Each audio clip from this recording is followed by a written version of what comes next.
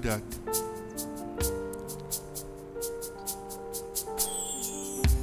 soos wat ons tyd in die woord gaan spandeer vanoggend, Here, bid ek dat U openbaring in ons gees sal bring. Here, dat U die skrif sal oopbreek vir ons vanoggend.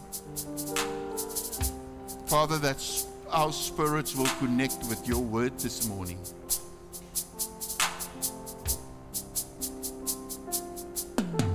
And that if need be, healing will come.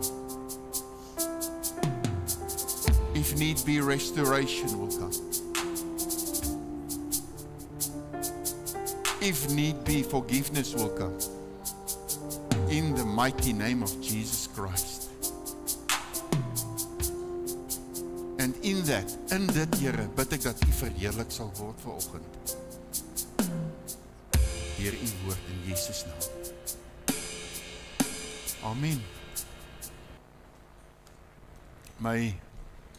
My boodskap, die krag van vergifnis in Christus. Ek loop nou al weke of maande met die boodskap.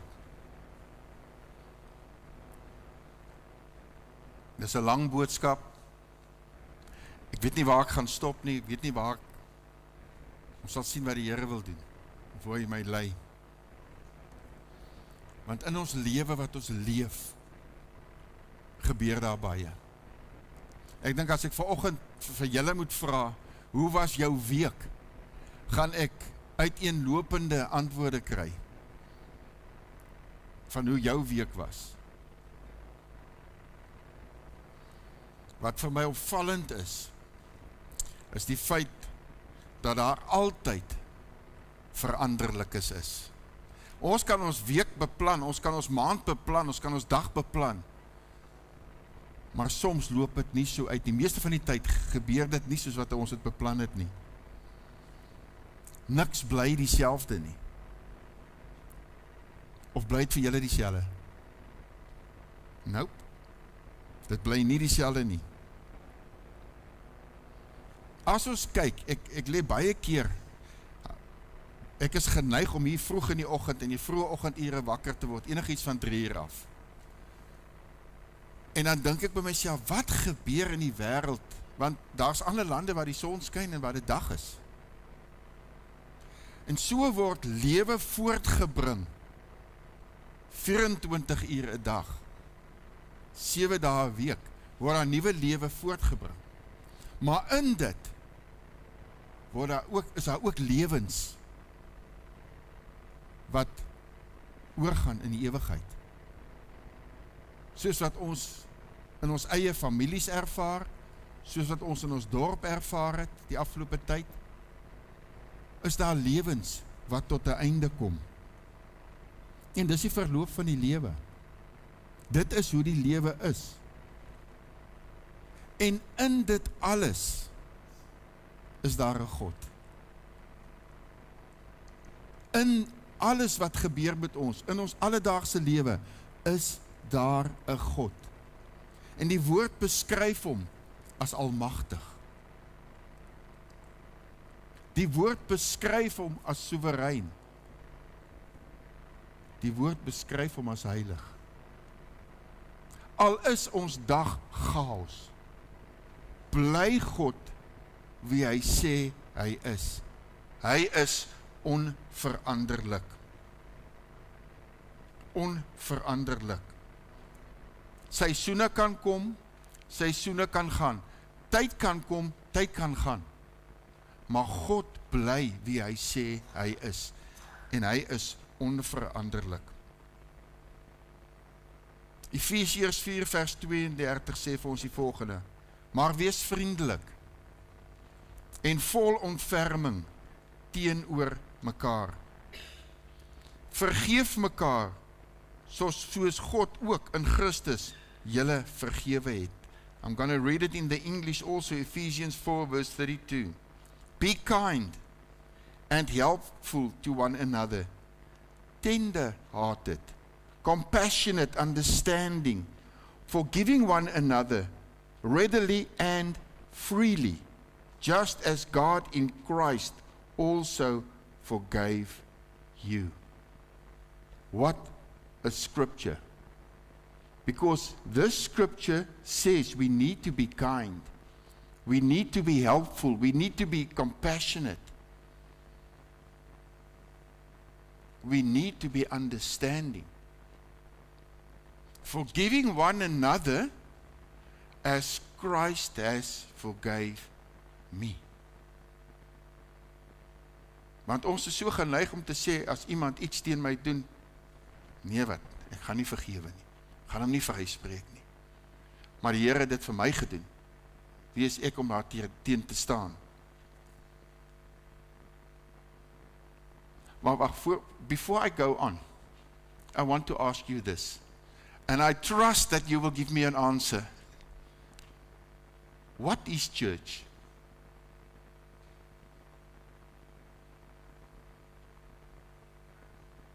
Body of Christ? If I ask what is church, I can also ask you what is the function of church?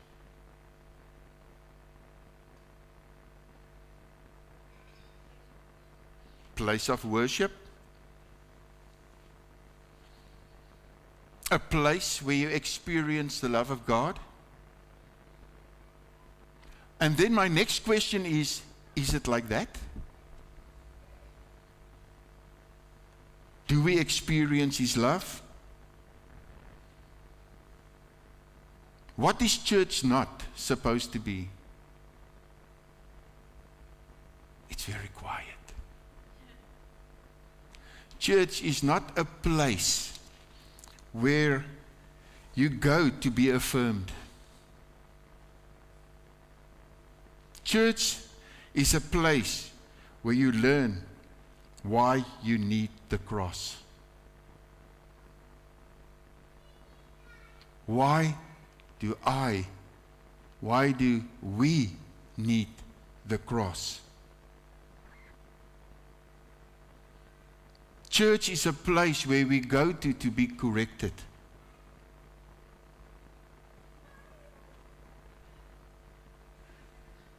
Not told how awesome we are. That is what church is about. Church is a place where we learn what is sin, what the law of God is. That is what church is.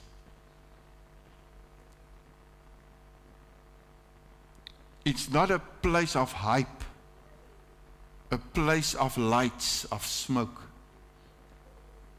but a place where we encounter Christ. We don't encounter man. We encounter Christ. Ons is hier om ontmoeting met Jesus te hê.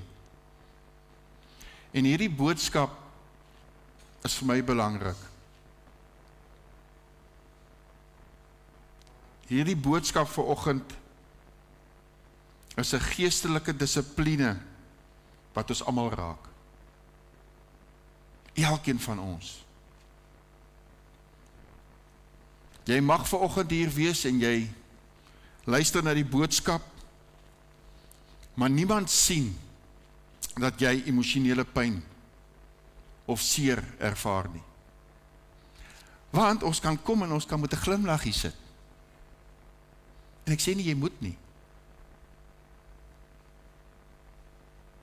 Ons kan vriendelik wees, ons kan glimlag. Maar wat gaan hier binne aan? Wat gaan in ons hart aan? Jy mag hier wees of later na die boodskap luister. Maar jy sit met onvergewensgesindheid in jou hart. Jy sit met daai onvergewensgesindheid en seer. En niemand sien dit nie. Dalk waar jy iemand moet vergewe, iemand moet vryspreek, of waar jy weet iemand het iets aan jou gedoen, of jy dalk iets aan iemand gedoen. En daar moet dalk 'n gesprek plaasvind.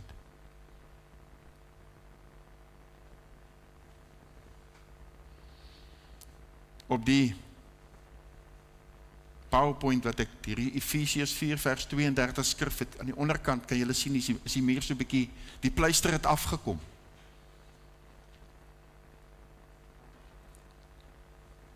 Daar is seer, daar is pyn.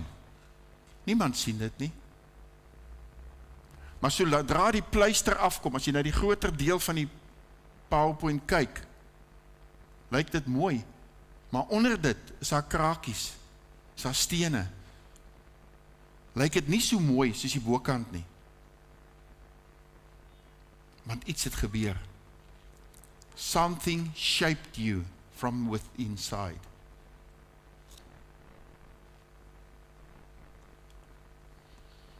Kom ons wees eerlik met mekaar vandag. Baie keer, wanneer ons veral emosioneel seer gemaak word, openbaar ons nie altyd die regte gesindheid teenoor ander nie. Ons gesindheid is nie opreg teenoor ander mense nie. Wanneer verhouding sukkel, jou hart gefrustreerd is, of jy dalk diep teleurgesteld is deur iemand, of jy ervaar seer, is vergifnis die laaste ding waaraan jy dink. Baie keer dink ons aan vergelding. Hoe kan ek laaste ding wat ons aan dink. En op die ou einde worstel ons net met ons eie emosies. En mense, dit is 'n realiteit. Dit is 'n realiteit in vandag se lewe. Dit is waarmee mense sit.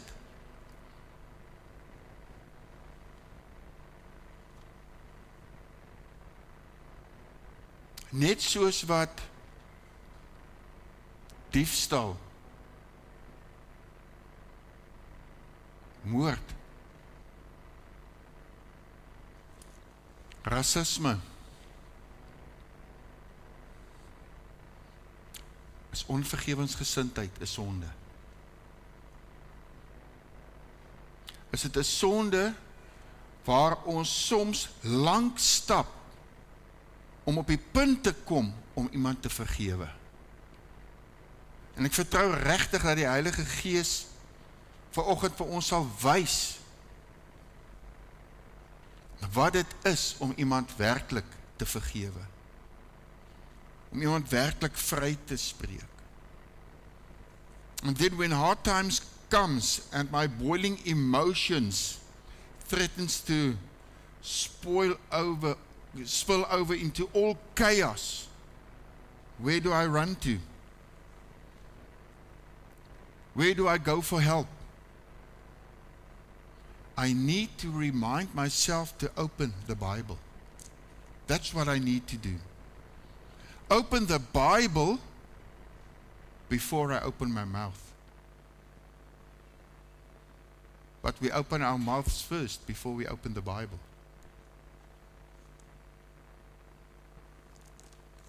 Why? What is in our hearts will come out of our mouths. Ek sien dit so baie keer. Vir alles mense in 'n sekere situasie is en hulle is kwaad en iets gebeur.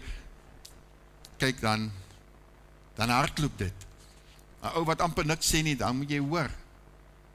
Dan hardloop die woorde. Maar na die tyd is sy spyt dit wat gesê is. Maar dis in die lug, dit is uit. Ons kan dit nie terugbring nie. It can be overwhelming to think of all the verses in a certain situation. All the scriptures that I need to memorize when I come at a point where all frustration wants to boil over and I need to speak scripture. But I'm angry, I'm hurt, emotionally I'm hurt. And I sit with anger. Why? En ek wil die persoon terugkry. I need a reference guide to turn to in order to walk this life Because I need wisdom, I need perspective in this situation that I'm in. How am I going to get through this? How am I going to get through this? Human relationships are very complex. Stem julle saam met my, dit is menslike verhoudings is baie kompleks. Wat is die uitdagendste verhouding op aarde? Weet een van julle? Wie wil dit waag? Nie my vrou nie, sy weet. Wat is die uitdagendste verhouding, mees uitdagendste verhouding op die aarde? Familie. Amper daar. Die huwelik. Die huwelik is die mees uitdagendste verhouding op die aarde. Hoekom? 2 word 1. Dan skier ons. Dis die mees uitdagendste verhouding op aarde. Nou sit jy nog met familieverhoudings. Jy sit met verhoudings van vriende. En baie keer sal die verhoudings by vriendskappe, die verhoudings in die familie, het die effek op die huwelik. Mees uitdagendste verhouding is die huwelik. God's word is a powerful starting point to remind us that God is there to help us through every situation. Every situation in life. God's word is powerfully effective to cut through our justification to stay mad. Because I can't justify myself to stay mad.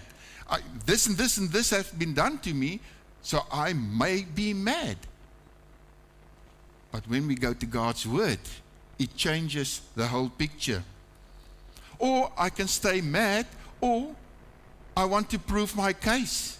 Ek wil my saak stel. Ek gee nie om wat gebeur het of wat gesê, ek wil my saak stel. En so bly ons in onvergewensgesindheid. We stay in unforgiveness. And then we want to try and handle things from out of the flesh. Dan kom die vlees in.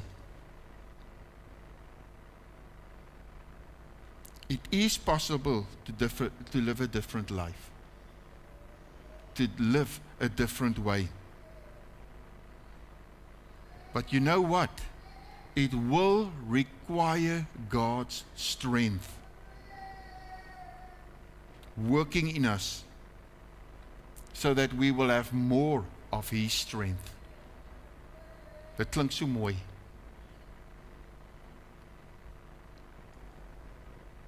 We have to make room for more of His truth to fill our hearts. More of His truth to fill our minds and our mouth. Asking Him to change me. To change me in a life full of changes. Here, verander my.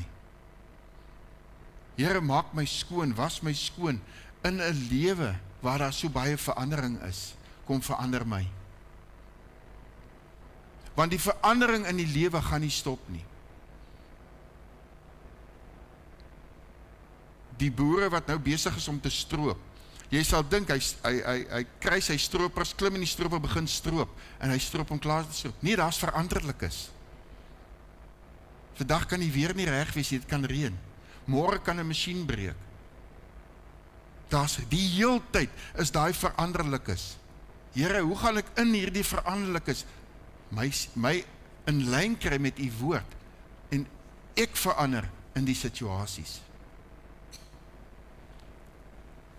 Humility invites in the strength of God. Humility invites in the strength of God. Pride crowds out the strength of God. Ek het 'n PowerPoint, sit gou daar op. Humility. When we are humble, God is invited in. Pride crowds out the strength of God. That's what's happening. We read in Psalm 10 verse 4, the wicked in his proud countenance does not see God. God is in none of his thoughts. Die goddelose met sy neus in die hoogte sê, hy ondersoek nie. Daar is geen God nie. Dit is al sy gedagtes. None of his thoughts. It just shows you. We need to let go of pride. Trots. Ons moet dit laat gaan as dit deel is van ons lewe. En hierdie skrifgedeelte leer ons eintlik hoe om nie te leef nie. Dit sê vir ons, daar moet nie trots of hoogmoed in ons lewe wees nie. Want wat ek net nou gesê het van, ek kan myself regverdig om te sê, ek mag kwaad wees. Ek mag vergelding soek. Maar die skrif leer ons anders. Dat die oortuiging van God ons eerder moet help met die manier hoe om te werk te gaan. Die manier wat ons moet doen, hoe ons moet optree, hoe ons moet reageer. Hy moet ons help. Ook hoe ons met ander praat.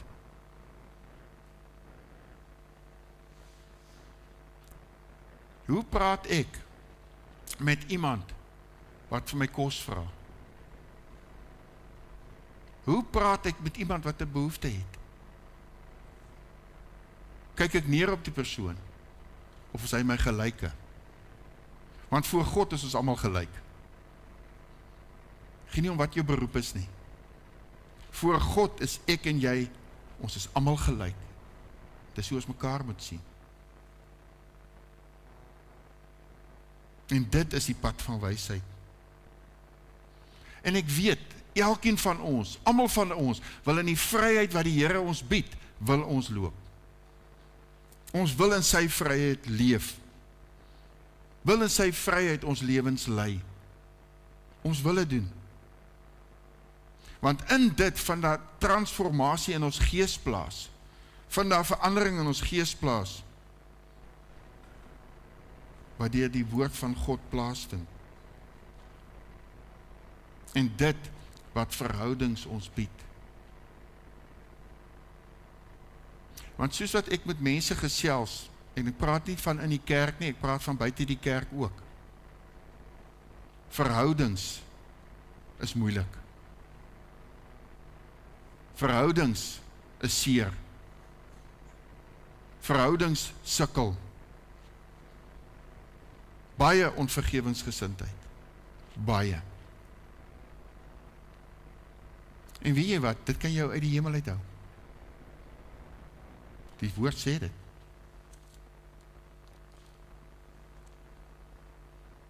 Kom ons dink mooi daaroor. It can rob you from everlasting life. Hierdie is nie vir my iets ligs nie. Hierdie is vir my belangrik. 'n belangrike beginsel, 'n belangrike wet van God. Om werklik vry te kan wandel, vry te kan wees van onvergewingsgesindheid. Ons word absoluut deur God beveel om te vergewe. Want ons is deur hom vergewe. Kolossense 3 vers 13.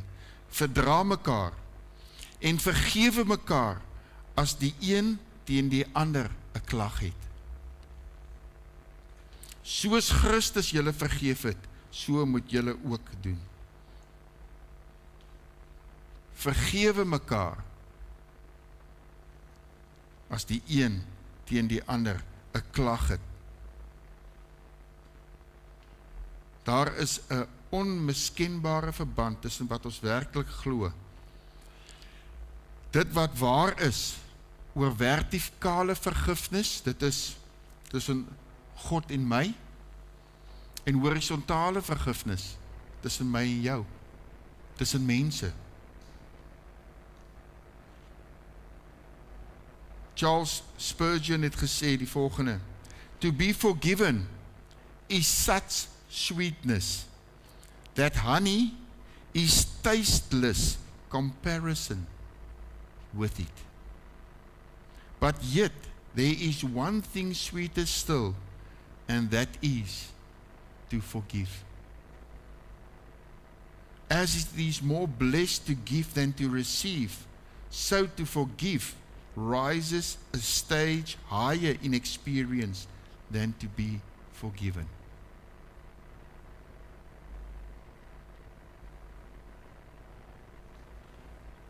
What he is saying, that honey is tasteless. En mense, ons ken heuning, heuning is soet. Maar volgens hom het dit nie eers 'n smaak nie, in vergelyking met vergifnis. En om te vergewe is beter as om vergeef te word. Om 'n ander te vergewe is beter as om vergeef te word. Selfs soos om te gee of om te ontvang. I know forgiveness can be excruciating hard. Ek weet dit is bitter moeilik. Ek weet alles in jou veg teen dit. Ek het self daardeur gegaan. It is stretching you. Dit rek jou, dit strek jou, dit vat alles in jou. Om op daai punt te kom.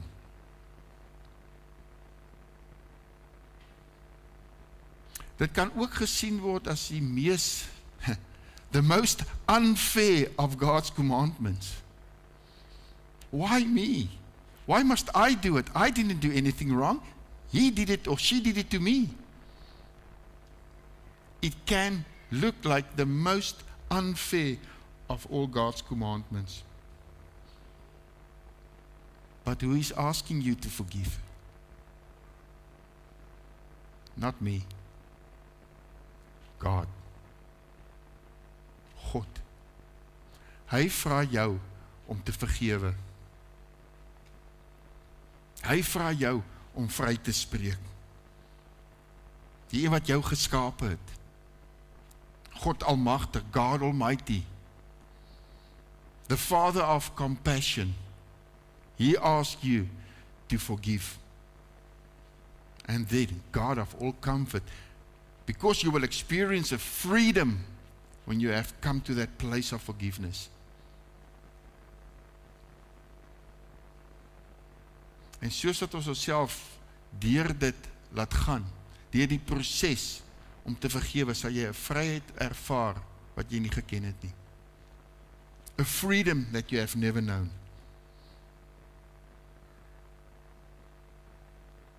En jy mag vanoggend hier sit of later na die boodskap luister, maar die Here sien jou hart. Hy sien jou vreugde, hy sien jou opgewondenheid, hy sien jou teleurstellings, maar hy sien ook of daar onvergewensgesindheid is. Hy ken jou. Hy ken jou deur en deur. Weet jy, onvergewensgesindheid het nog nooit enige persoon genees nie. Niemand is genees deur dit nie. Onvergewensgesindheid het nog nooit iemand se pyn weggeneem nie.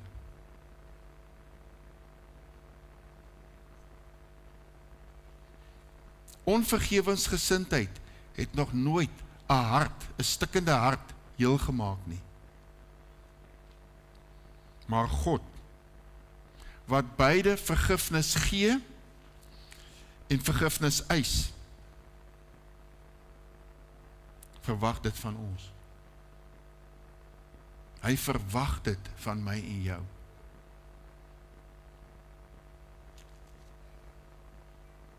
Die Here genees nie net nie. Hy kom genees ons nie net nie, maar het sy gees aan ons gegee,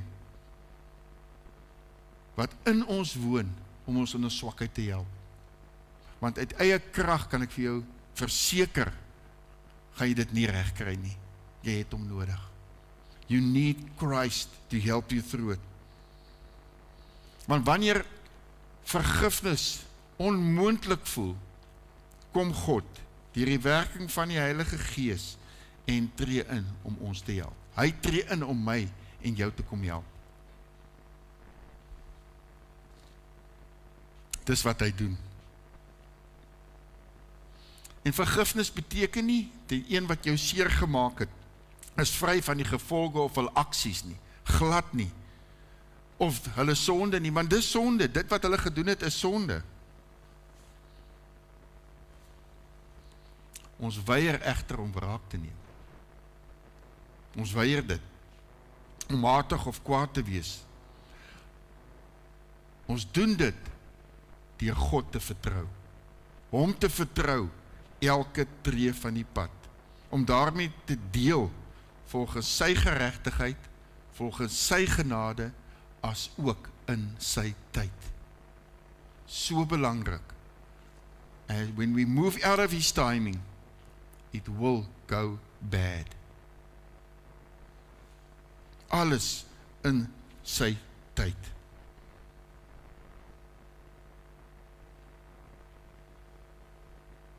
The one who hurt you, the one who might have abused you, rejected the vows and promise that they made to you. What about that person? Forgiveness doesn't excuse them, nor does it make light of the pain that they have caused, because you've got pain. But it does free you from allowing what they did cause you to bring any more pain to you, because you can deal with it. You've suffered enough. You have suffered enough.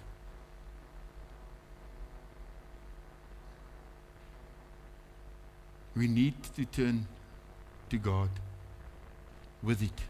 We need to trust him in it.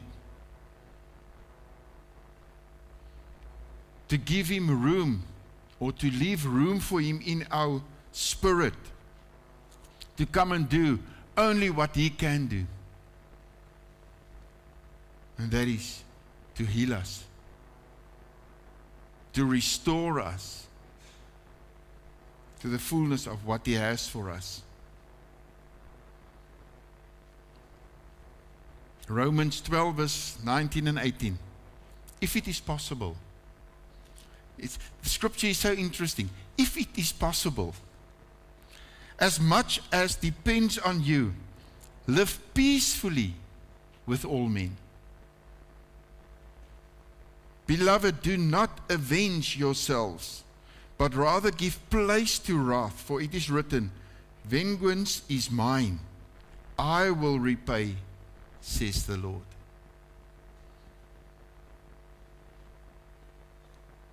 If it is possible. Indien dit moontlik is, die skrif sê nie, dit is moontlik nie, indien dit moontlik is, so ver as dit van julle afhang, leef in vrede met alle mense. Moenie julle wreek nie, geliefdes, maar gee plek vir die toorn, want daar is geskrywe, aan my kom die wraak toe, ek sal vergeld, spreek die Here. Indien dit moontlik is, soos die skrif sê, leef in liefde met ander. Leef in liefde met ander. And when we look at Jesus, we see that he was treated unfairly. He was treated cruelly. He did not retaliate.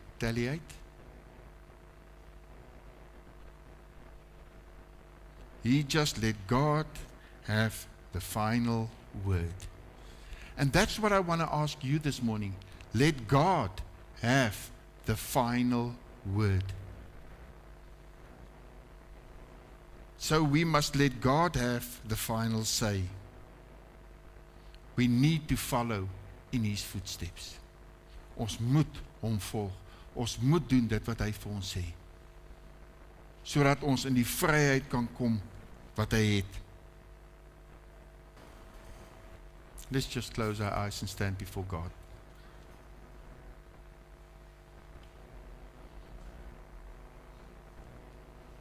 Be honest with God this morning because he knows your heart.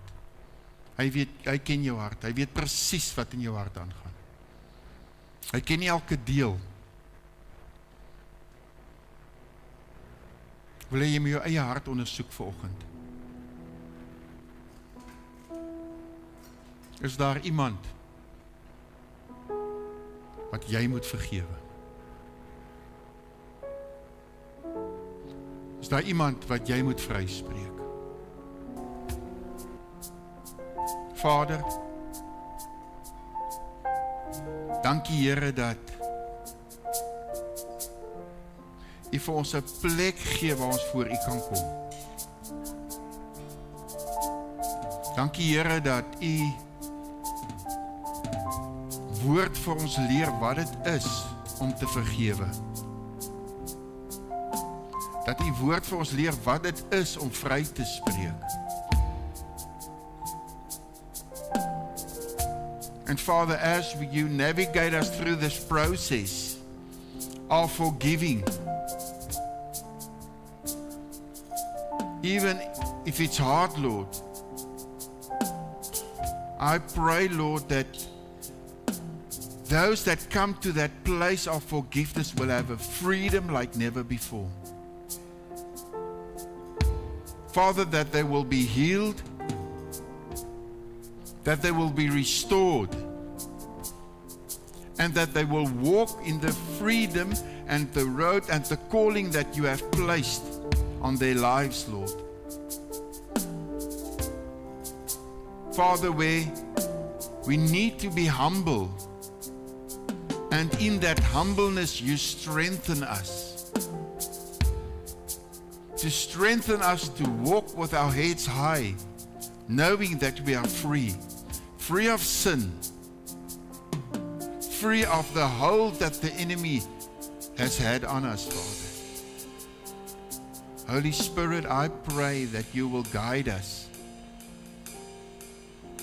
even in the week to come, that you will guide us to,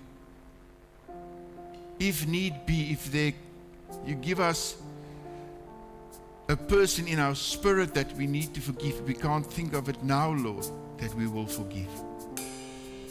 Here, dat ons sal vryspreek. Vryspreek sodat ons vry kan leef. Here, dankie dat U vir ons lei om vandag 'n keuse te maak en dit agter ons te sit in Jesus naam. And that we will experience you, God our Father, leading us in your fullness. In Jesus' name. Amen. Amen.